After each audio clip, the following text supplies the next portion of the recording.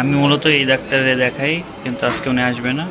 Rough use করার জন্য কয়েকটা গেঞ্জি কিনলাম, 3-4টা গেঞ্জি কিনলাম। আজকে ডাক্তারের কাছে যাইতে হবে, কারণ আমার হাতে টিউমার জাতীয় কিছু একটা হয়েছে। তো হোমিওপ্যাথি ডাক্তারের কাছে আমি যাব। তো এর আগে ওষুধ খাইছিলাম, কিছুটা কমছিল, পরে খাওয়া বাদ দেওয়ার পর আবার আবার একটু বড় হয়েছে।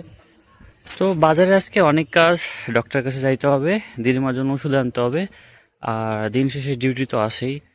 তো সব কিছু মিলে ও আর একটা কাজ আছে, সেটা হচ্ছে ভাবতেছি যে গেঞ্জি কিনবো, কারণ ডিউটি করার পরে ঘামে গেঞ্জি মেঞ্জি নষ্ট হয়ে যায়। 2 দিন পর পর গেঞ্জি ধুইতে হয়, সেক্ষেত্রে মারও কষ্ট হয়। তাই ভাবলাম যে দেখি যদি ডাক্তার দেখানোর পরে, দিদিমার ওষুধ নেওয়ার পরে সময় পেলে তাহলে হয়তো বা গেঞ্জি কিনা হবে। তো আপাতত চলো দোকানের দিকে যাব, দেন সময় করে ডক্টরের কাছে যাব। সকালটা শুরু হয়ে গেল অলরেডি। কালকে রিফ্রেশমেন্টের জন্য একটু শ্রীঅঙ্গন ফরিদপুরে গেছিলাম ফ্যামিলির সাথে। তো তেমন এনজয় করতে পারিনি, কারণ এত ভিড় ছিল। আর ফ্যামিলির সাথে গেলে নিজের মতন করে আর কি মজা করা যায় না। তবে যাই হোক, তবুও গেছিলাম। আর আজকে সকাল সকাল ডিউটি শুরু হয়ে গেছে অলরেডি আমার, এখন দোকানে যাইতে হবে। তার বাকিটা দেখতে থাকো। অটো স্ট্যান্ডে আসলাম, অটো আপাতত নাই, অটোর জন্য আমাকে ওয়েট করতে হইতেছে। সো রানিং অটো যদিও আসে, বাট এখনো অটো নাই। দেখা যাক কতক্ষণ ওয়েট করতে হয়।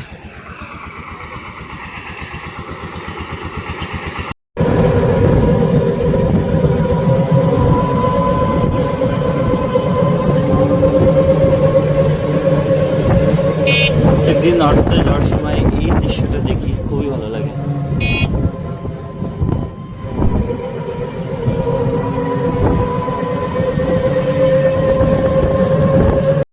এখন বসে আছি হোমিওপ্যাথি ডাক্তারের এইখানে।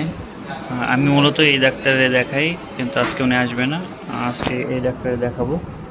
আর বসে আছি, ওয়েট করতেছি যে কখন দেখানো শেষ হবে, দেন তারপরে খাওয়া দাওয়া করে আবার দোকানে যাইতে হবে। সো এনারে কিন্তু বসে আছে এই ডাক্তারকে দেখানোর জন্য।